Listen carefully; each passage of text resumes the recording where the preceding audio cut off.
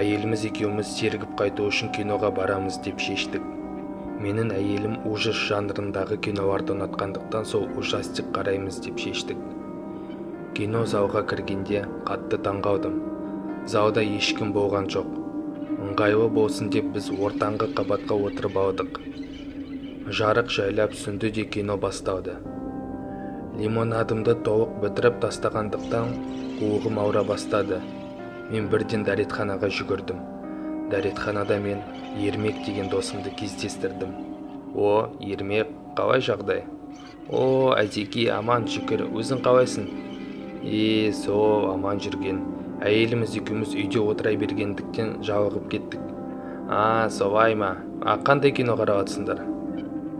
Бір какой-то ужастик 4-ші залда болып жатқан. Тоқта, сен 4-ші зал дедің ба? 4-ші зал. Брат, қайдағы 4-ші зал? Бұл зал бұрыннан бері істемейді.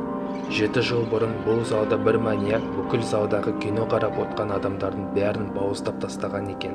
Полиция бұны істеген хайуанды табай алмады. Бұл нағыз сұмдық болды. Мәссаған, бұл жайлы ешқашан естіген жоқпын. Бірақ онда зал неге істеп тұр екен? Білмеймін, брат, бұл залға жоламағаның дұрыс болады.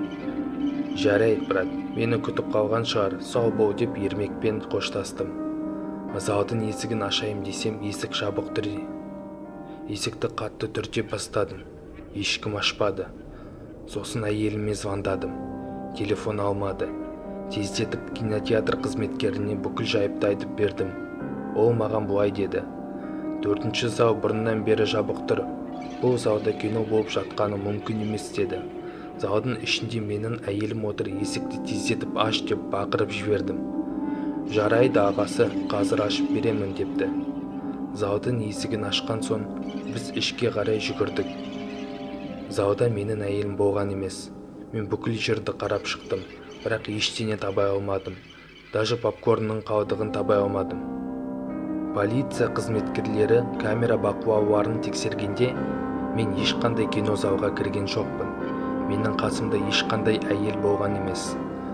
Ал содан соң әйеліме тағы да қоңырау шалдым. Әйелім үйде отыр екен. Мен оған осы оқиғаны айтып бердім. Ол маған ешқандай киноға барған жоқпыз деді. Бұны естіп менің жүрегім ұстап қала жаздады. Мен әртүрлі мәліметтерді іздеп, бұндай жағдай тек менімен ғана емес, көбісі адамдар осындай оқиғаны осы кинотеатрда басынан кешкен. Және көбісі кинотеатр қызметкерлері бұл жерде анда-санда елестерді көріп тұратынын айтыпты. Осылай мен өз оқиғамды аяқтаймын.